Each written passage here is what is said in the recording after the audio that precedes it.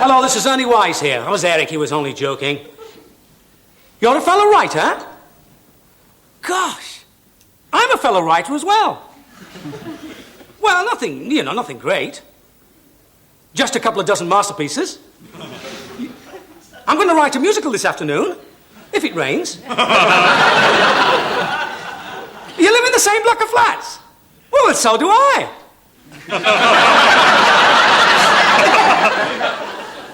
Well, why don't you come round? You're going to come... Yeah, we'll have a few words, eh? Have a chat. Well, that's absolutely marvellous. Looking forward to seeing you. Goodbye.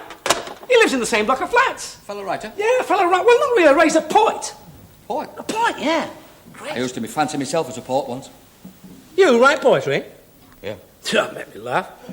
You couldn't leave a note for the milkman.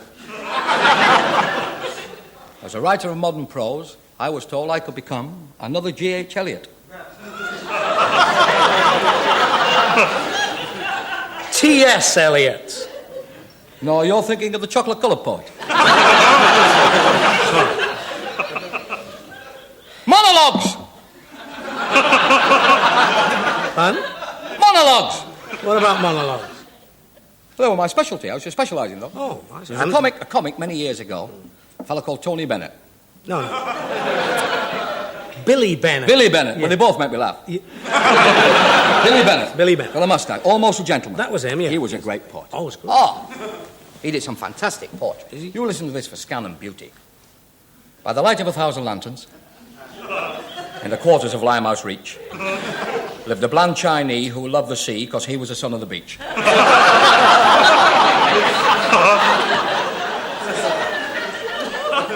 That's poetry? I'm glad you liked it. More yet. He had a beautiful daughter called Wong Wong. She was yellow, all right. Her father had been a Royal Marine, but two Wongs don't make a white. Bubble. What do you think of that? What do you think? That's transposed direct from the Greek. I've never heard so much dribble in all my life. Hello. Can I help you, madam? Did you phone just a couple of minutes ago? That's right. Well, my name is Wise, Ernie Wise, and this is... They were married at Who Flung What Not. But they had no children, sweet. He was 50 and fat. She was fatter than that. So ne'er the twain shall meet. Bubble. Come in. Won't you please come in? Thank you so much. I didn't quite catch your name. Adrian. Adrian? Adrian Fondle. Adrian Fondle. Sounds like a new bra. Ah, that's my pen name. Oh. My real name is Robin Caress. Oh, I think I prefer Adrian Fondle. Oh, I'm so glad. Anyway, while you're here, sit down and take the weight off your mascara.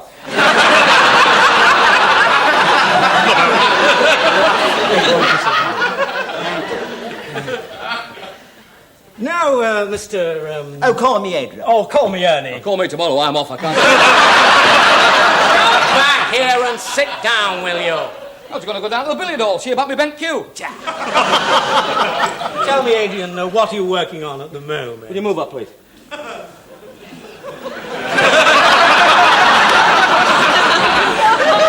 It isn't often I get the chance to talk to a fellow writer.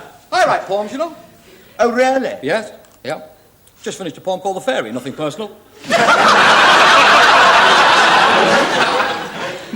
My forte is monologues, you know. Oh, is it? Got 40 monologues locked away in that room. Adrian is not interested in monologues. Adrian is a proper poet. There's a hell of a smell in Dingley Dell. The pixies are washing their socks. Up come two sailors, smiles on their Never faces. mind about the sailors. Look at me, you dirty ditties. Shut up. I'll go watch Ada Bailey then, hanging out in knickers on the clothesline. Do that. It's my perks, you know. Take your feet off my settee. Of course. Sorry, Adrian, you were saying? I can't tell you what a joy it is to meet a fellow writer. At long last, I have found someone with whom I can hold a pure, erudite conversation. As one wends one's way through this lonesome world, it is seldom that one comes across a chappie whose intellect is high above that of the common fella. Do tell me, as a writer, do you find that your work is tending to lean towards a more conservative outlook, or are you trying to find the middle way?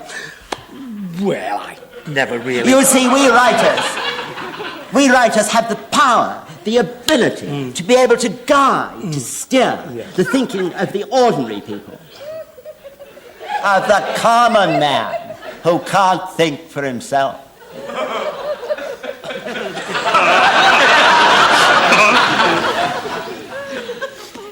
I saw a play on TV last night.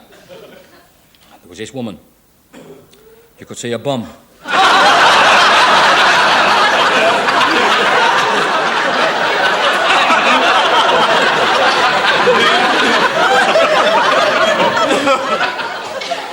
Can't you go out somewhere?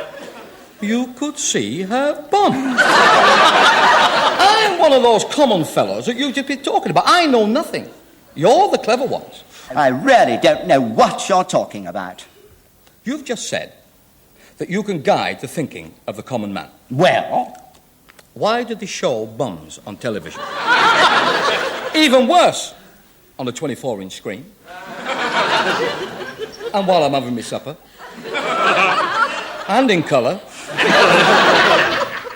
I shall never eat another hot cross bun as long as I live.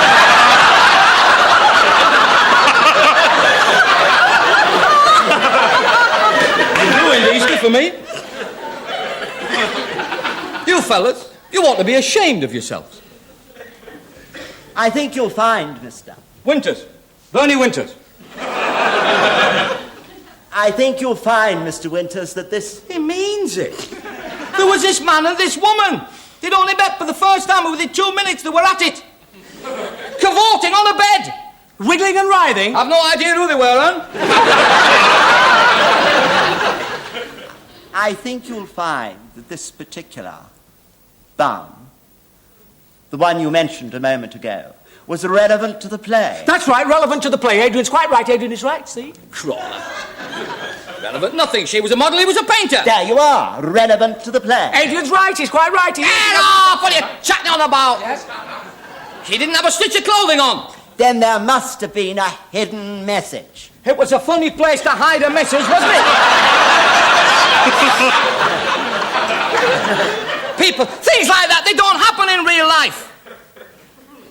We have our respect, our dignity towards each other. We don't all belong to the permissive society, you know. You writers are all the same. You ought to be ashamed of yourselves, you writers. Well, why don't you go into the next room and watch Coronation Street or something more suited to your intellect? I prefer Coronation Street to all that messy stuff that you're churning out. Shut up! You were saying, Adrian. Well, I was saying that in... As a matter of fact, Coronation Street was very good last night. Albert Tatlock's having a baby. Don't know whether to blame the draft mile or Stan Ogden. Listen to me. Look! What do you want, Longfellow? It isn't often I get a chance to talk to a fellow writer. I might learn something from him. You will in a couple of minutes. Your way's going on, I'll tell you. I don't get every chance to talk to a fellow writer. Now, will you shut up? Look, I'm going to warn you. In What? 10 minutes' time, he'll be inviting you down to his flat to have a look at his parables. I'm not interested in tropical fish. I keep forgetting that. I don't get a chance to talk to a fellow writer. Now, clear off. Go and make the tea or All something. right, I will. Put the kettle on. Yes. I'm sorry about that, Adrian. Tell me, Adrian, what are you working on at the moment? Well, I got the idea while spending a lonely weekend at my place in the country. You must come down for a couple of days. You must come down for a couple of days. I'd love to. I'd love to. Like a lamb to the slaughter. Look, why don't you clear off and make the tea? right. Go on, off it. I'm sorry about that, Adrian. He just drives me crazy all the time. Oh, that's what he's like all the time. Oh, I fully understand, Ernie. Yes. We all have our crosses to bear. Yes, some more than others. Yes, some more than others. Now, tell me... Tea up! How do you like it, Adrian? The tea, I mean. Look at me when I'm talking to you. Really? How dare you? This is the way the common people drink their tea. The common people that you were on about a few minutes ago, remember? I don't know about you, but I've had quite enough. I'm sorry, Ernest, but I'm leaving. And I'm coming with you, Adrian. Are you both going? Yes, we're leaving together. Good. I feel quite ill. Have a look at your suspender belt. It might be a shade too tight. Come, Ernest. You peasant! That's true. That's true I am. And I'm proud of it as well, I'll tell you that. I've still got my dignity left and my self-respect. You writers, you ought to be ashamed of yourselves. You can come up now, Ada. They've gone. No, leave them on the line. Come as you are.